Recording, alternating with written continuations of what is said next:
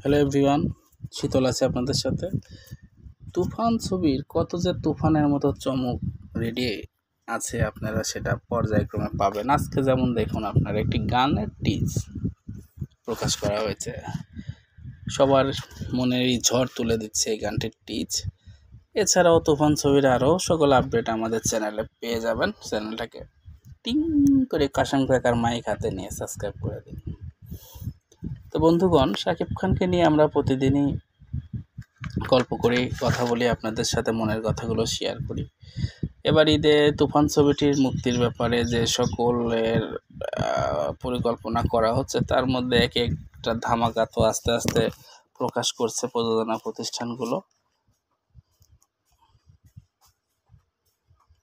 এখন দেখার পালা যে কোন লেভেলে কোথায় গিয়ে পৌঁছায় তুফান ছবির এই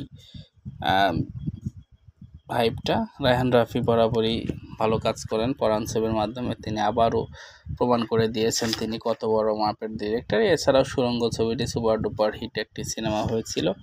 তো শাকিব খানকে নিয়ে আরও অন্যান্য পরিচালকরা বর্তমানে কাজ করার জন্য আগ্রহ প্রকাশ করছেন এবং বিভিন্ন প্রযোজনা প্রতিষ্ঠানগুলো রেডি আছে শাকিব খানকে নিয়ে কাজ করবে জন্য। এখন কথা হলো যে শাকিব খানকে নিয়ে যারা সিনেমা বানাচ্ছেন তারা তো অবশ্যই জানেন যে শাকিব খানকে নিয়ে সিনেমা একটি বানানো মানে বিভিন্ন ধরনের সুযোগ সুবিধাগুলো পাওয়া। যেমন আমরা যারা সাকিবিয়ান আছি তারা অবশ্যই শাকিব খানের প্রচারণা ফ্রিভাবেই করে দেয়, কোটি টাকার পাবলিসিটি হয়ে যায়। দেখা যায় যে ইউটিউবটা সবসময় তাকে নিয়েই কথা বলা হয়।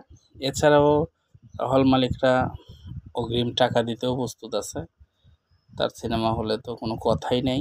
এছাড়াও প্রযোজকরা তার ছবিতে মানি ব্যাক গ্যারান্টি পেয়ে থাকেন। এই কারণে শাকিব খানকে নিয়ে বর্তমানে বড় বড় প্রযোজনা প্রতিষ্ঠানগুলো ইচ্ছে পোষণ করছে। যেমন ধরেন আপনার SBF আছে ইন্ডিয়াতে, ওখানে দেব বা জিতের প্রযোজনা প্রতিষ্ঠানগুলোও শাকিব খানকে নিয়ে পরবর্তী প্রজেক্টগুলো নির্মাণের চেষ্টা চালাচ্ছেন। সেখানে রাজ চক্রবর্তীর সাথে ব্যাটে বলে মিলে গেলে একটি সিনেমা হবে, সেখানে আমরা শাকিব খানকে আর একটা ভিন্ন লুকে দেখতে পারবো, ভালো লাগবে। শাকিব খান ইন্ডিয়াতে ছবি করলে ভালো হয়, কারণ কি ভালো গল্প নির্মাণ মেকিং সব কিছুই A1 হয়।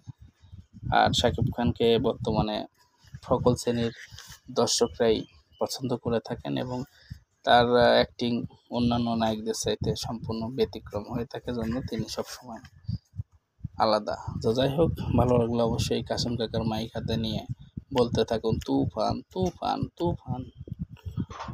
চ্যানেলটাকে সাবস্ক্রাইব করবেন এবং পেজটাকে ফলো দিয়ে দেবেন। তো শাকিব খানের কালকে যে ভিডিওটি প্রকাশ করেছিলাম সেটা যারা এখনও দেখেনি তারা এখন যে দেখে আসুন, কারণ কালকের ভিডিওটা অনেক গঠনমূলক ছিল, ভিডিওটা অনেক ভালো ছিল।